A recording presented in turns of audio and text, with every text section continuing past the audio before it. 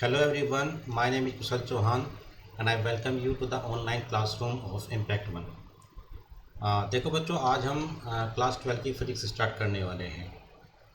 ये जो सेशंस हैं फिजिक्स के जो इस क्लासरूम में हम करेंगे, ये ना सिर्फ उन लोगों के लिए या उन बच्चों के लिए जो कि क्लास 12 की तैयारी कर रहे हैं, बल्कि जो IIT JEE या नीट का एग्ज़ाम देने वाले हैं उनके लिए भी ये बहुत ही ज़्यादा बेनिफिशियल रहेगा। तो आप सब लोग जो इन कोर्सेज की तैयारी कर रहे हैं वो उस सेशंस को ध्यान से देखें और ध्यान से इनको समझने की कोशिश करें। देखो, जो क्लास 12 का जो कोर्स है ये 10 यूनिट के अंदर डिवाइडेड है बच्चों, और ये जो यूनिट्स हैं ये फर्दर आगे इनमें चैप्टर्स हैं। तो आज हम जो फर्स्ट यूनिट है उसका जो फर्स्ट चैप्टर है इसको स्टार्ट करने वाले हैं। स्ट्रेटजी कुछ ऐसी रहेगी कि जो यूनिट वाइज है उस यूनिट को चैप्टर में डिवाइड किया हुआ है, चैप्टर्स को टॉपिक्स में डिवाइड किया हुआ है, तो हर एक टॉपिक पे फोकस रहेगा। बट मेन जो स्ट्रेटेजी रहेगी वो इन सेशंस में वो रहेगी कि जो प्रॉब्लम सॉल्विंग स्ट्रेटेजी है वो आपकी शार्प की जा सके। क्लियर है? यानी कि जो प्रॉब्लम्स आती हैं उनको आप बहुत जल्दी से और बहुत ही सटीक तरीके से उनको सोल्व कर सकें। बट ऐसा करने के लिए आपको उन पर्टिकुलर टॉपिक्स की फिजिक्स का आना बहुत ज़्यादा ज़रूरी है। तो पहले उसको फिजिक्स को अंडरस्टैंड करेंगे और जो साथ में टूल्स चाहिए उन प्रॉब्लम को सोल्व करने के लिए उनको भी हम डिस्कस करते रहेंगे। ठीक है बच्चों, तो आज का सेशन स्टार्ट करते हैं। और जो पहला चैप्टर है हमारा वो है इलेक्ट्रोस्टैटिक्स। तो इलेक्ट्रोस्टैटिक्स क्या है ना? इलेक्ट्रो मतलब चार्ज और स्टैटिक्स का मतलब रेस्ट पर। इलेक्ट्रोस्टैटिक्स क्या हुआ? Charge at rest. The branch of physics which deals with the study of electric force, electric field and देखो electric force, electric field and electric potential due to charges at rest is called electrostatics। अब देखो, बहुत सारे daily life में examples हैं बच्चों जो आपने देखे होंगे, है ना, जिससे आपको समझ में आ जाएगा कि इलेक्ट्रोस्टैटिक्स होती क्या है। आपने देखा होगा कि ड्राई वेदर में समटाइम्स हम जब अपनी नायलॉन की शर्ट्स को उतारते हैं ना, कौन सी? नायलॉन की शर्ट को या स्वेटर को जब हम उतारते हैं किसमें? ड्राई वेदर में, तो उससे एक साउंड की आवाज़ आती है, स्पार्किंग आती है ना? कैसी साउंड होती है बच्चों उसमें? Spark with sharp sound. ये आपने कई बार महसूस किया होगा, है ना? Spark with sharp sound. तो ये किसका एग्जांपल है? ये इलेक्ट्रोस्टैटिक्स का ही एग्जांपल है। सेकंड एग्जांपल देखो बच्चों, आपने देखा होगा कि जब आप अपने ड्राई एयर में, है ना, कॉम्ब करते हैं। कॉम्ब अक्सर प्लास्टिक के बने हुए होते हैं बच्चों। जब अपने ड्राई हेयर में कॉम्ब करते हैं तो ये जो कॉम्ब है ये चार्ज हो जाता है ना, ये चार्ज हो जाता है। और इसके बाद में ये क्या करता है कि अगर आप छोटे छोटे कागज़ के टुकड़े कर लें, है ना, छोटे छोटे कागज़ के टुकड़े, तो उनको ये अट्रैक्ट करने लगता है। It attracts PCs of paper. तो इसके अंदर कैसी प्रॉपर्टी आ गई कॉम्ब के अंदर? क्या ये प्रॉपर्टी आ गई फोर्स लगाने की, है ना? उन छोटे छोटे पीस के पेपर को ये अट्रैक्ट करने लगता है। थर्ड एग्जाम्पल आप ले सकते हैं, आप एक बलून ले लें और बलून को आप फुला लें, है ना? उसके बाद में उसको हेयर से आप क्या करें? रब करें, तो balloon rubbed with air, rubbed with dry hair. अगर आप ऐसा करेंगे और इसके बाद में क्या करें, इसको भी जो स्मॉल पीसेस हैं पेपर के उनके पास लेकर आए आप, तो देखेंगे कि ये जो बलून है ये उन स्मॉल जो पेपर के पीसेस हैं उनको अट्रैक्ट करना शुरू कर देता है ना? तो balloon rubbed with dry air also attracts small pieces of paper. ठीक है, एक एग्जांपल और ले लेते हैं। आपने देखा होगा कि जो इलेक्ट्रिक डिस्चार्ज होता है किसमें? बरसात में। यानी कि क्या होता है? बिजली गिरना से कहते हैं। क्या करना, क्या कहते हैं? बिजली गिरना, है ना, कि बरसात में बिजली गिर रही है ना? तो वो क्या होता है? वो भी आपका इलेक्ट्रोस्टैटिक्स का ही एक एग्जांपल है। होता क्या है कि जब क्लाउड आपस में रब करते हैं तो उसमें क्या होता है कि एक चार्ज जो है डेवलप हो जाता है। और वो चार्ज की जब क्वांटिटी बहुत ज़्यादा बढ़ जाती है तो वो उसको विदस्टैंड नहीं कर पाता, वो लीक कर जाता है, ठीक है ना। तो ये सारे एग्जांपल हैं आपके चार्जेज एट रेस्ट के। तो इलेक्ट्रोस्टैटिक्स क्या है? Electrostatics is the physics which deals with the different property of the charges at rest. आगे देखते हैं। सॉरी, चलिए अब इलेक्ट्रिक चार्ज होता क्या है ना। Sorry, electric charge is a physical quantity. क्या है ये एक फिजिकल क्वांटिटी है, जैसे कि आपकी वेलोसिटी, मास, फोर्स, ये सब फिजिकल क्वांटिटी होती है। तो इलेक्ट्रिक चार्ज भी एक फिजिकल क्वांटिटी है which causes matter to experience electric force, है ना। जो मैटर में एक प्रॉपर्टी पैदा कर देता है ताकि वो इलेक्ट्रिक फोर्स लगा सके या महसूस कर सके, उसे क्या कहते हैं? हम इलेक्ट्रिक चार्ज कहते हैं। देखो बच्चों, दो ग्लास की रोड लो आप, है ना। एक ग्लास की रोड को सिल्क के कपड़े से आप क्या करें? रब कर लें, तो उस पर एक चार्ज आ जाएगा, है ना। एक दूसरी भी ग्लास की रोड लें और उसको भी सिल्क के कपड़े से रब कर लें, ठीक है ना। जब इन दोनों को पास लेकर आएंगे तो आप क्या देखेंगे कि ये दोनों आपस में एक दूसरे को रिपेल कर रही है ना, रिपेल कर रही है। जब सिल्क के कपड़े से इनको रब नहीं किया था उस टाइम पर रिपेल नहीं कर रही थी, लेकिन जब सिल्क के कपड़े से रब किया तो उसके बाद इन्होंने रिपेल करना शुरू कर दिया, यानी कि एक तरह की फोर्स इसमें एपियर हो गई है। तो ये रिपेलिंग फोर्स कहाँ से आई है ना, ये चार्ज की वजह से आई है। क्लियर है आपको बात? देखो, चार्ज के बारे में थोड़ा और जानते हैं। इसकी जो ऐसा यूनिट होती है चार्ज की बच्चों, वो होती है कूलम, है ना। कूलम एक साइंटिस्ट थे, उनके नाम पर रखा हुआ है कूलम। और क्या है चार्ज? क्या है? एक स्केलर क्वांटिटी है। Charge is a scalar quantity, ये वेक्टर क्वांटिटी नहीं है, स्केलर क्वांटिटी है। इसको ऐड और सब्ट्रैक्ट कैसे कर सकते हैं? जैसे कि स्केलर क्वांटिटी को हम ऐड या सब्ट्रैक्ट करते हैं। क्लियर है? चलो बच्चों आगे देखते हैं कि अब ये जो चार्ज है ये आखिरकार आता कहाँ से है ना। Where is charge? कहाँ है चार्ज, है ना। आपने देखा होगा जो मटेरियल है वो तो न्यूट्रल ही होते हैं, ज़्यादातर जो मटेरियल आप देखते हो न्यूट्रल होते हैं, तो चार्ज होता कहाँ है इसको समझते हैं पहले, है ना। इसको समझने के लिए सबसे पहले हमें electronic theory of electric charge को पढ़ना पड़ेगा। इसका मतलब क्या है कि हम देखेंगे कि ये चार्ज बेसिकली होता कहाँ है। आप सब जानते हैं कि जो मैटर होता है वो एटम से और मॉलिक्यूल से मिलकर बच्चों बना हुआ होता है, ठीक है ना। एटम न्यूट्रल होता है। कैसा होता है? एटम्स जो हैं वो एटम्स आर इलेक्ट्रिकली न्यूट्रल, ये आप सब जानते हैं, है ना। आपने 11th क्लास में पढ़ा हुआ है। ऐसा क्यों होता है? क्योंकि equal number of protons and electrons, एक एटम के अंदर जितने प्रोटॉन्स होते हैं उतने ही इलेक्ट्रॉन्स होते हैं, और जो चार्ज एक प्रोटॉन पर होता है उतना ही चार्ज इलेक्ट्रॉन पर भी होता है, इसलिए एटम इलेक्ट्रिकली न्यूट्रल होता है। क्लियर होगी बात आपको? चलिए दूसरी बात समझते हैं। एटम्स ऑफ डिफरेंट सब्सटेंसेस,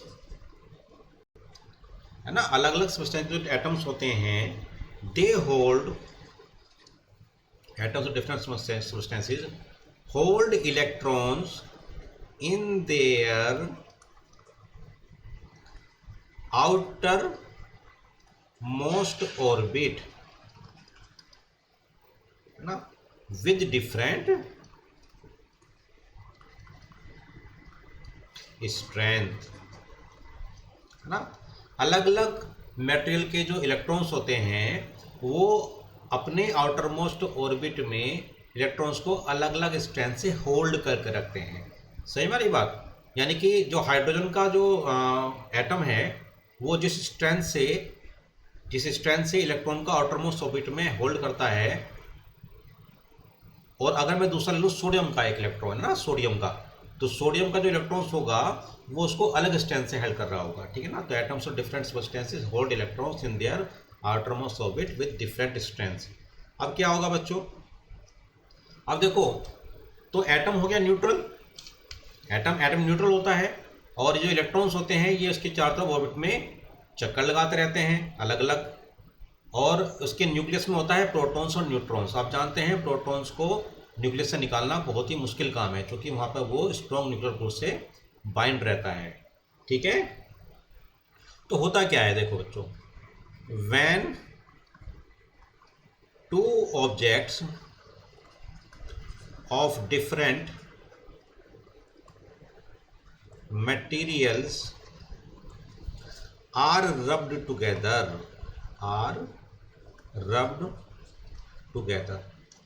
तो हुआ क्या, then electron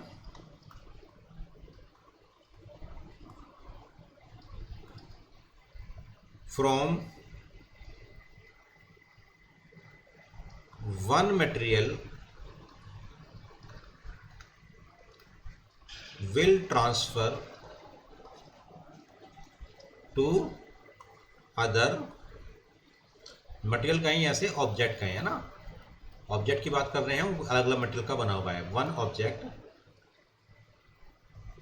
will transfer to other object, है ना, ऑन द बेसिस ऑफ, किस बेसिस पे होगा ये, इलेक्ट्रॉन एफिनिटी, इलेक्ट्रॉन एफिनिटी। ये इलेक्ट्रॉन एफिनिटी बच्चों होती क्या है, इलेक्ट्रॉन एफिनिटी होती है इलेक्ट्रॉन को अपनी ओर अट्रैक्ट करने की पावर। जिस मटेरियल में ज़्यादा होगी वो ज़्यादा उसको अट्रैक्ट करेगा, जिसमें कम होगी वो कम अट्रैक्ट करेगा, है ना। फॉर एग्जाम्पल लेते हैं, एग्जाम्पल किसका, ग्लास का और प्लस सिल्क का एग्जाम्पल ले लेते हैं, है ना। ग्लास की रॉड को सिल्क से रब करते हैं। अब देखो electron affinity for silk, electron affinity of silk is more than electron affinity of glass.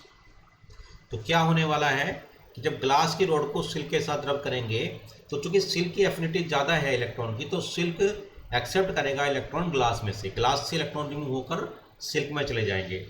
अब जहाँ से इलेक्ट्रॉन बच्चों रिमूव होते हैं वो पॉजिटिव बोर्ड हो जाती है, और जहाँ पे इलेक्ट्रॉन ज़्यादा जाते हैं वो नेगेटिव बोर्ड हो जाती है। तो ग्लास की जो रोड होगी वो कैसे हो जाएगी, पॉजिटिवली चार्ज हो जाएगी, और जो सिल्क है वो नेगेटिवली चार्ज हो जाएगा, एक चीज़। अब दूसरा भी देखें बच्चों, दूसरी चीज़ क्या है कि चूंकि इलेक्ट्रॉन ट्रांसफ़र हुए हैं, इलेक्ट्रॉन ट्रांसफ़र हुए हैं, कहाँ से ट्रांसफ़र हुए हैं बच्चों, इलेक्ट्रॉन ट्रांसफ़र हुए हैं ग्लास से सिल्क में, ग्लास से सिल्क में इलेक्ट्रॉन ट्रांसफ़र हुए हैं, और इलेक्ट्रॉन का मास होता है। तो अब देखो ग्लास का मास सिल्क के मास से, ग्लास का मास जो है कम हो जाएगा, जितना ग्लास का मास पहले था उससे अब कम हो जाएगा। क्यों, क्योंकि इलेक्ट्रॉन ट्रांसफ़र हुए हैं, है ना। तो due to transfer of electrons from glass rod, glass rod will become lighter। कैसी हो जाएगी ये, लाइटर हो जाएगी, हल्की हो जाएगी, और जो सिल्क होगा वो थोड़ा सा उसका मास बढ़ जाएगा, क्योंकि इसमें इलेक्ट्रॉन ट्रांसफ़र हो गए हैं।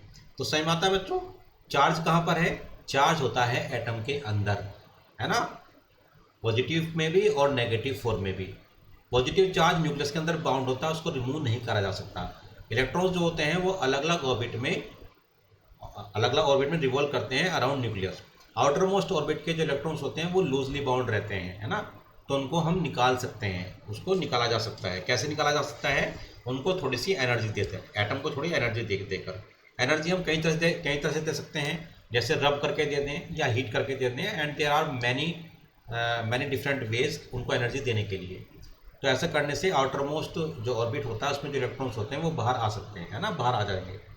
और जब ऐसा होगा तो जिस ऑब्जेक्ट से, अब जो ऑब्जेक्ट होता है वो मैटर का बना होता है, मैटर एटम के बने होते हैं, तो बहुत सारे एटम्स होंगे, तो उनमें से बहुत सारे आउटर मोस्ट ऑर्बिट में इलेक्ट्रॉन्स भी होंगे अलग अलग, तो ये इलेक्ट्रॉन जो होते हैं बाहर आ जाएंगे। अगर बाहर आ जाएंगे तो वो पॉजिटिव हो जाएगा। ठीक है, चलिए आगे देखते हैं।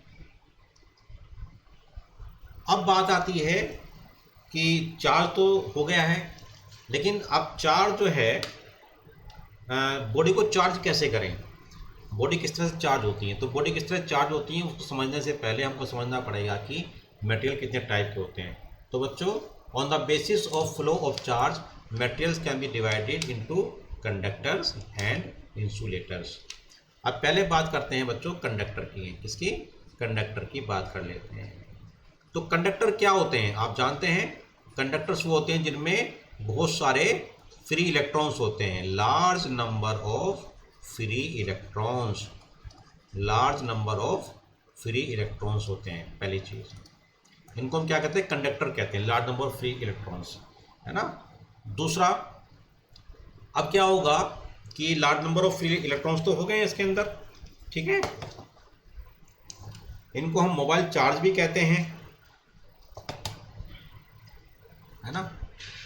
अब जब हम किसी कंडक्टर को चार्ज करते हैं तो देयर आर डिफरेंट वे कि उसको चार्ज करने के लिए। कैसे, मान लो रब कर दिया हमने, रब कर दिया तो इलेक्ट्रॉन बाहर आ गया, उसमें किसी दूसरे मटेरियल से रब किया तो इलेक्ट्रॉन्स बाहर आ गए हैं। एक में से रब में इलेक्ट्रॉन बाहर आ जाएंगे, दूसरे में चले जाएंगे। तो जिसमें से बाहर आ जाएंगे पॉजिटिव हो जाएगा, जिसमें चले जाएंगे नेगेटिव हो जाएगा ना। तो these free electrons can be removed, these free electrons can be easily removed by supplying a small amount of energy, है ना, small amount of energy. Clear है। तो अब क्या होगा, ये चार्ज हो जाएगा, है ना, अभी क्या हो जाएगा, चार्ज हो जाएगा, है ना। when some charge is given to a conductor, जब किसी कंडक्टर को हम कुछ चार्ज देते हैं तो क्या होगा, then it immediately यानी charge immediately spread all over the conductor। तो तीन चीजें जानी हमने। कंडक्टर क्या होते हैं, जिनमें फ्री इलेक्ट्रॉन्स होते हैं, बहुत सारे लार्ज नंबर फ्री इलेक्ट्रॉन्स होते हैं। ये फ्री इलेक्ट्रॉन्स जो होते हैं इनको हम स्मॉल अमाउंट ऑफ एनर्जी देकर वहाँ से इजीली रिमूव कर सकते हैं। थर्ड पॉइंट हमने जाना कंडक्टर्स के बारे में कि अगर किसी कंडक्टर को चार्ज दिया जाता है बच्चों, तो ये चार्ज तुरंत ही इमीडिएटली पूरे कंडक्टर के ऊपर स्प्रेड हो जाता है। क्लियर होगी बात। सेकंड जो टाइप के जो हमारे पास मटेरियल होता है उसे कहते हैं इंसुलेटर। अब जो ये इंसुलेटर्स होते हैं बच्चों, ये इंसुलेटर्स में या तो इलेक्ट्रॉन्स होते नहीं है, है ना। कौन से इलेक्ट्रॉन्स नहीं होते हैं, नो फ्री इलेक्ट्रॉन्स, या तो इनमें फ्री इलेक्ट्रॉन्स होते नहीं है या बहुत कम होते हैं, है ना, बहुत ज़्यादा क्वांटिटी इनकी कम होती है ना। सेकंड चीज़ क्या है, सेकंड चीज़ क्या है कि जब इसमें चार्ज दिया जाता है इंसुलेटर को तो वो लोकलाइज रहता है ना। When some charge is given to an insulator, it does not spread नहीं करता है ना, बट रिमेन्स लोकलाइज्ड। क्या मतलब हुआ कि कंडक्टर जब इंसुलेटर को चार्ज देते हैं, क्योंकि इंसुलेटर में फ्री इलेक्ट्रॉन्स नहीं होते हैं तो चार्ज कैरियर भी नहीं है, तो जहां पर चार्ज दिया जाएगा वो वहीं पर रह जाएगा, है ना, वहां से उसे स्प्रेड नहीं करेगा। तो इंसुलेटर पर चार्ज कैसा होता है, लोकलाइज्ड होता है। क्लियर हो गया। चलिए अब चार्ज के बारे में जानते हैं कि कितने तरह का चार्ज होता है। इसको जानने के लिए हम एक एक्सपेरिमेंट बच्चों करते हैं। क्या लेते हैं, एक हम रबर की रोड लेते हैं और एक ग्लास की रोड लेते हैं। रबर की रोड को हम फर के साथ में रब करेंगे, ग्लास की रोड को हम सिल्क के साथ में रब करेंगे। क्लियर है। रबर की रोड को ग्लास फर के साथ में हमने रब करके यहाँ पे हैंग कर दिया है। एक सिमिलर हम रबर की रोड और ली है, इसको अगेन फर के साथ रब किया है और यहाँ पर हैंग किया। तो हमने जब देखा हमने जब ये प्रैक्टिकल किया तो यहाँ पे हुआ रिपल्सन। क्या हुआ यहाँ पर? रिपल्सन हुआ, ऐसे करके इन्होंने एक दूसरे को रिपेल किया, है ना। ये फर्स्ट एक्सपेरिमेंट हमने किया। सेकंड में हमने ग्लास की रोड ली, इसको फर्क सिल के साथ रब किया है, हैंग किया है। एक आइडेंटिकल ग्लास की रोड और ली है, फिर दोबारा सिल्क के साथ रब किया है और उसको उसके पास लेकर आए। अगेन यहाँ पर क्या हुआ? रिपेलिंग हो गई है, अगेन रिपेलिंग हो गई है ना, रिपेल कर रही है। अब ध्यान दो बच्चों, अब रिपेल हुए हैं तो मतलब इसमें चार्ज आ गया, इस पर भी चार्ज आ गया है, इस पर भी चार्ज आ गया है ना। ग्लास की रोड पर सिल्क के साथ रब करने के बाद जो चार्ज आता है, इसको फ्रैंकलिन ने बताया कि ये पॉजिटिव चार्ज होता है। किसने कहा? फ्रैंकलिन। फ्रैंकलिन एक साइंटिस्ट थे, उन्होंने कहा कि जब ग्लास की रोड को हम सिल्क के साथ रब करते हैं तो पॉजिटिव चार्ज आता है, positive charge on glass rod, on glass rod. Clear है? ये उन्होंने कन्वेंशन दिया कि ग्लास की रोड पर पॉजिटिव चार्ज आता है। इतना समझ में आ गया। अब हमने एक्सपेरिमेंट के थर्ड पार्ट में क्या किया, एक हमने रबर रोड ले ली जो कि पहले सिल्क फर के साथ रब की हुई है, और दूसरी हमने ग्लास रोड ले ली जो कि सिल्क के साथ रब की हुई है, और इनको पास लेकर आए। तो अब क्या देखते हैं, अब इनमें क्या होता है? अट्रैक्शन होता है। अब इनमें अट्रैक्शन हो रहा है, यानी कि ये एक दूसरे को अट्रैक्ट कर रही है। ये इधर जा रही है और ये इधर जा रही है, अट्रैक्शन हो रहा है। आप जानते हैं कि जो अट्रैक्शन कब होता है? जब अनलाइक चार्जेज होते हैं। अब अगर इस पर पॉजिटिव चार्ज है बच्चों, तो इस पर कौन सा होगा? नेगेटिव चार्ज होगा, है ना, तभी तो अट्रैक्शन हो रहा होगा। तो इनसे हमें क्या पता लगा, है ना, इस एक्सपेरिमेंट से हमें क्या पता लगा? हमें पता लगा कि like charges repel each other, है ना, लाइक चार्जेस एक दूसरे को रिपेल करते हैं, और दूसरा पता लगा कि अनलाइक चार्जेस एक दूसरे को अट्रैक्ट करते हैं, है ना। और दो तरह के चार्जेस होते हैं। कौन कौन से चार्जेस होते हैं? एक पॉजिटिव चार्ज और एक नेगेटिव चार्ज। तो टाइप ऑफ चार्ज कौन सा हो गया? फर्स्ट हो गया पॉजिटिव चार्ज, और सेकंड हो गया बच्चों नेगेटिव चार्ज, नेगेटिव चार्ज। अब थोड़ा देख लेते हैं हम लिखते कैसे हैं। मान लो मैं लिखूं +2 कूलम, तो जो प्लस का साइन है बेटा, ये पोलैरिटी है, इसे क्या कहते हैं? पोलैरिटी कहते हैं चार्ज की, है ना। और 2 क्या हो गया? इसका मैग्नीट्यूड हो गया। कूलम क्या हो? इसकी यूनिट हो गई है। ऐसे अगर मैं नेगेटिव कहूँ, -4 कूलम, तो जो नेगेटिव निशान है ये क्या है? ये पोलैरिटी है। ये क्या है? चार्ज की पोलैरिटी है, प्लस और नेगेटिव, है ना। चलिए, तो हमने दो चीज़ें यहाँ पे समझ ली हैं कि like charges repel each other while unlike charges attract each other, है ना। लेकिन एक थर्ड पॉइंट है। क्या पॉइंट है? थर्ड पॉइंट बच्चों यहाँ बहुत आप ध्यान से समझे इस बात को। ए charge object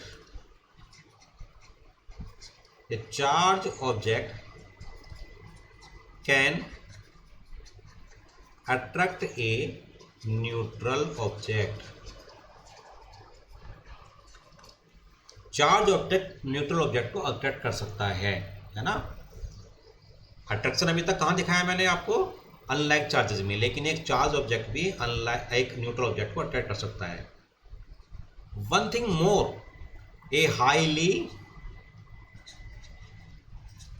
charged object can attract ए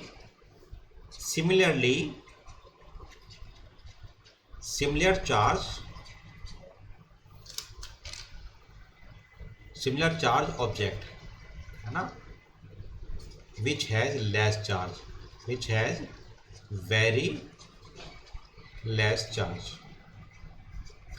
मतलब क्या हुआ कि पॉजिटिव ऑब्जेक्ट को और नेगेटिवली चार्ज ऑब्जेक्ट को भी अट्रैक्ट कर सकते हैं। कंडीशन ये है कि इनमें से एक ऑब्जेक्ट पे बहुत ही ज़्यादा हाई चार्ज होना चाहिए और एक पर कम चार्ज होना चाहिए। इसको आगे समझते हैं कि ऐसा होता कैसे है, ठीक है ना। पहले समझते हैं कि पॉजिटिव या नेगेटिव चार्ज न्यूट्रल को कैसे अट्रैक्ट करता है। पहले कैसे मान लेते हैं कि इसके ऊपर कौन से चार्ज है बेटा? पॉजिटिवली चार्ज है ना, पॉजिटिव चार्ज। आप जानते हैं कि कंडक्टर के ऊपर चार्ज कहाँ होता है? सरफेस पर होता है, सरफेस पर स्प्रेड होता है, इसके अंदर नहीं होता। अब ये न्यूट्रल है तो ये क्या करेगा बच्चों इसमें कि इसमें देखो जगह जगह इलेक्ट्रॉन्स होंगे, है ना। अगर ये मेरे पास में एक कंडक्टर है तो उसके अंदर इलेक्ट्रॉन्स होंगे। न्यूट्रल क्या बच्चों? एक कंडक्टर है, याद रखें कंडक्टर का होना जरूरी है इंसुलेटर ना हो। तो अगर इसमें इलेक्ट्रॉन्स हैं तो ये पॉजिटिव चार्ज इन इलेक्ट्रॉन्स को क्या करेगा, अपनी ओर अट्रैक्ट कर लेगा। तो ये इस सिरे पर क्या आ जाएंगे, यहाँ पे नेगेटिव चार्ज इकट्ठे हो जाएंगे, है ना। आप जानते हैं कि अनलाइन चार्ज अट्रैक्ट करते हैं तो उस पर पॉजिटिव चार्ज है और इलेक्ट्रॉन नेगेटिव चार्ज होते हैं, तो यहाँ पर क्या करेगा, इसको इकट्ठा कर लेगा। तो ये जो इलेक्ट्रॉन्स होते हैं ये मूव करेंगे कहाँ पर, कंडक्टर के अंदर से इस सिरे पे आ जाएंगे और जितने इलेक्ट्रॉन्स यहाँ पे आएंगे उसी के बराबर पॉजिटिव चार्ज यहाँ पर डेवलप हो जाएगा। ठीक है, तो अब क्या होगा बच्चों, ये पॉजिटिव चार्ज है, ये नेगेटिव चार्ज है, तो ये क्या करेंगे, यहाँ पर ये अट्रैक्शन हो जाएगा, है ना, ये अट्रैक्शन हो जाएगा। क्लियर है। ये पॉजिटिव चार्ज इस पॉजिटिव चार्ज से दूर है तो यहाँ पर भी एक फोर्स लगेगी, रिपल्सन फोर्स, लेकिन चूंकि डिस्टेंस ज़्यादा है तो ये फोर्स कम होगी और इनके बीच का डिस्टेंस कम है तो ये फोर्स ज़्यादा होगी। क्लियर है, इसलिए ये पॉजिटिव बॉडी इस न्यूट्रल बॉडी को अट्रैक्ट करने लगेगी।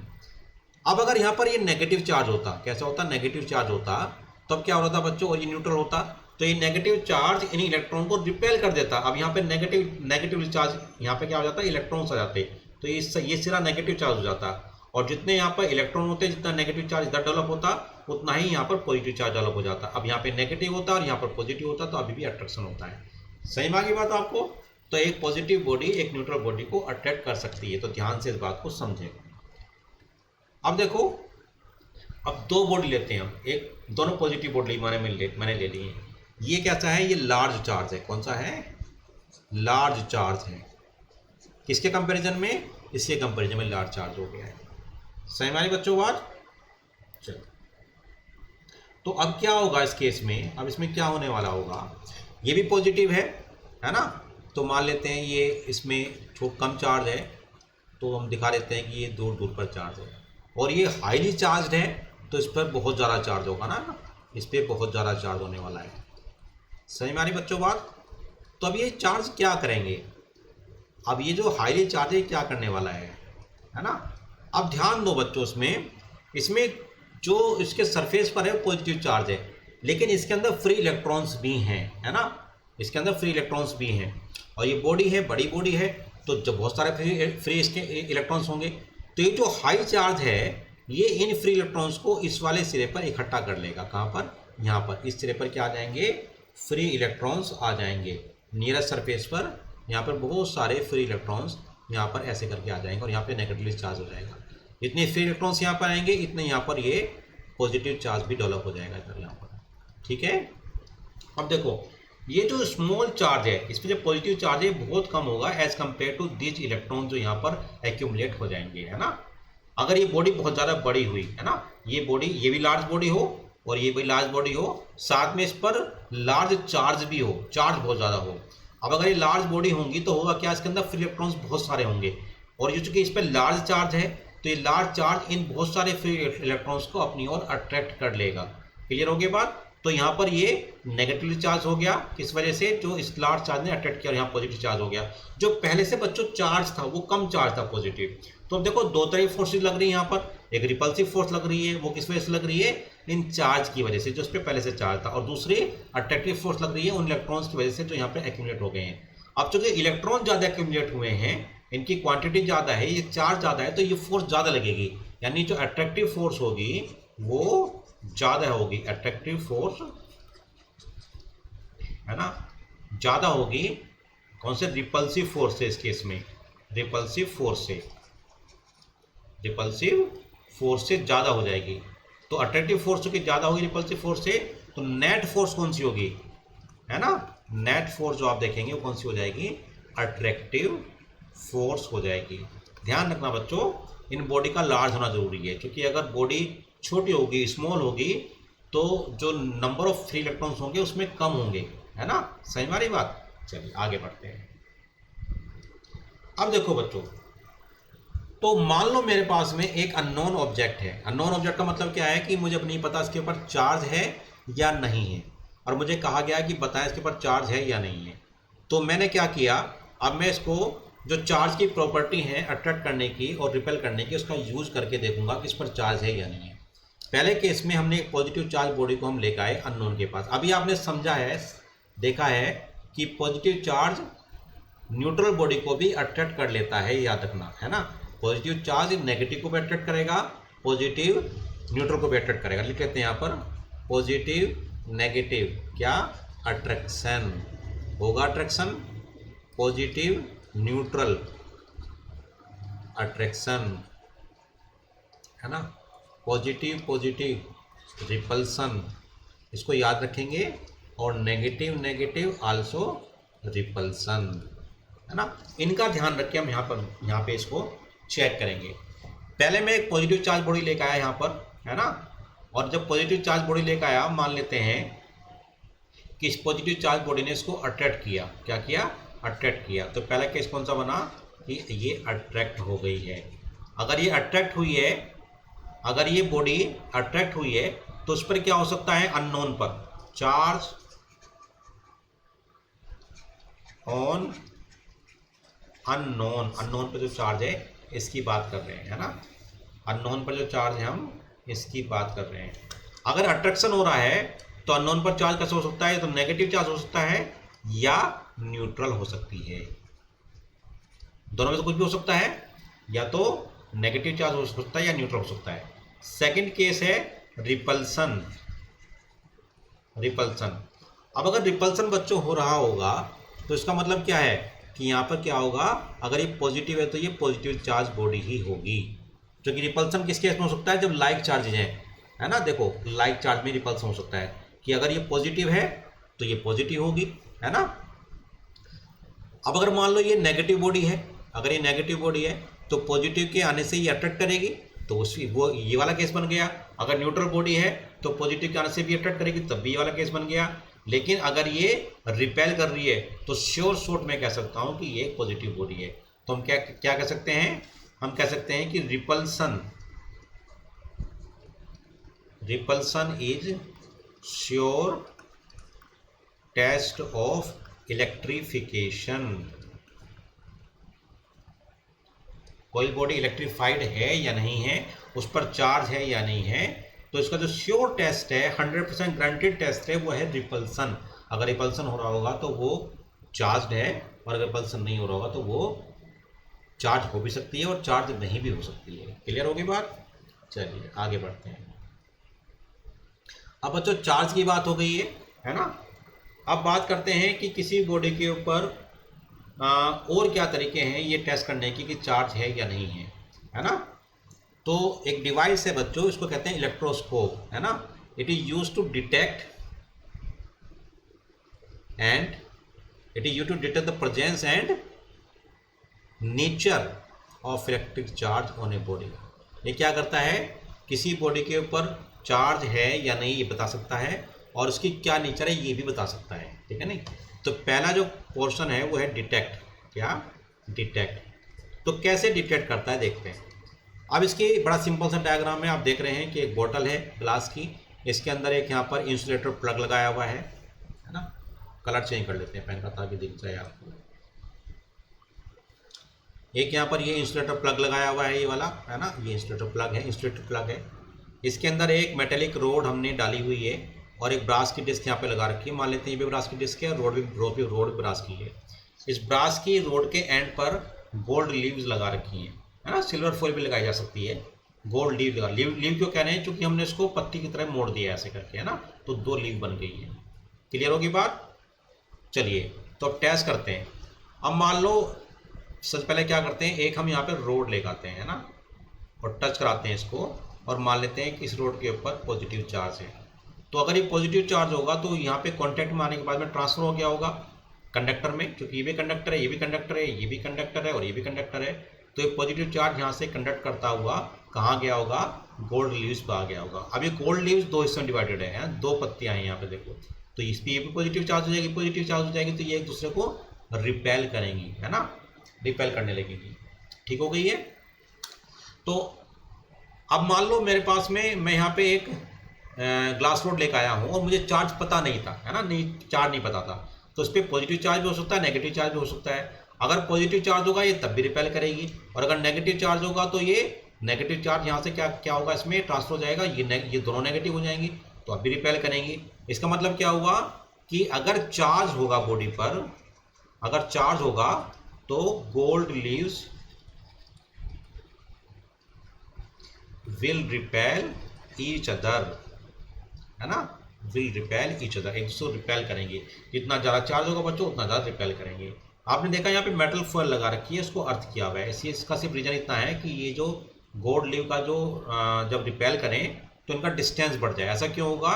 क्योंकि यहाँ पे मेटल फॉयल है और इस पर चार्ज आ रहा होगा, तो ये जो चार्ज है इसमें मेटल फॉयल में अपनी साइड में एक अपोजिट चार्ज को डेवलप कर लेगा, है ना, और ये अर्थिंग जो है वो दूसरी साइड से अपोजिट चार्ज को अर्थिंग पहुंचा देगी, तो ये अट्रैक्टिव पावर और ज़्यादा बढ़ जाएगी, तो उनके बीच का डिस्टेंस बढ़ जाएगा, ठीक है ना, इसलिए हमारे मेटल फॉयल लगाई जाती है। तो क्या करना है हमें डिटेक्ट करने के लिए? आप एक उस ऑब्जेक्ट को उस पर चार्ज है या नहीं पता करना है, उसको लेकर आएँ, ब्रास डिस्क के साथ में कॉन्टैक्ट में लेकर आएँ। अगर चार्ज होगा तो इसमें गोल्ड लीव्स में डिस्टेंस बढ़ जाएगा, है ना। अब पता करना नेचर है या नहीं है ना। अब क्या पता करना है कि उसकी नेचर क्या है, चार्ज की नेचर मतलब पोलैरिटी क्या है, क्या पॉजिटिव चार्ज है नेगेटिव चार्ज है। तो उसके लिए क्या करें, पहले आप इसको चार्ज कर लें। मान लीजिए मैंने इसे पॉजिटिव रोड से टच किया ब्रास डिस्क को, उसने चार्ज कर दिया इसको, तो इसके अंदर गैप आ गया है। इस गैप को बच्चों नोट कर लेते हैं। मान लेते हैं गैप, ये गैप, इतना गैप आ गया। ओरिजिनल गैप ये गैप था, है ना, ये ओरिजिनल गैप ये गैप है। कौन सा गैप है? ये ओरिजिनल गैप है। ओरिजिनल गैप ये वाला है। अब मान लेते हैं मैं एक अननोन चार्ज की रोड को यहाँ पर लेकर आया हूँ, ठीक है ना, मुझे नेचर पता करनी है, पॉजिटिव चार्ज है नेगेटिव चार्ज है। अननोन चार्ज रोड लेकर आया हूँ। अब अगर मान लो दो काम हो सकते हैं, इनके बीच का गैप बढ़ सकता है या इनके बीच का गैप घट सकता है। अगर इनके बीच का गैप इंक्रीज हो जाता है ना, क्या हो जाता है, ये इंक्रीज हो जाता है। अगर ये इंक्रीज हो जाता है, अगर ये इंक्रीज हो जाता है, इफ इंक्रीज्ड, तो लाइक चार्ज होगा। कैसा चार्ज होगा? लाइक चार्ज होगा। लाइक चार्ज मतलब क्या होगा कि अगर ये पॉजिटिव चार्ज थी पहले तो इस पर भी पॉजिटिव चार्ज ही होगा।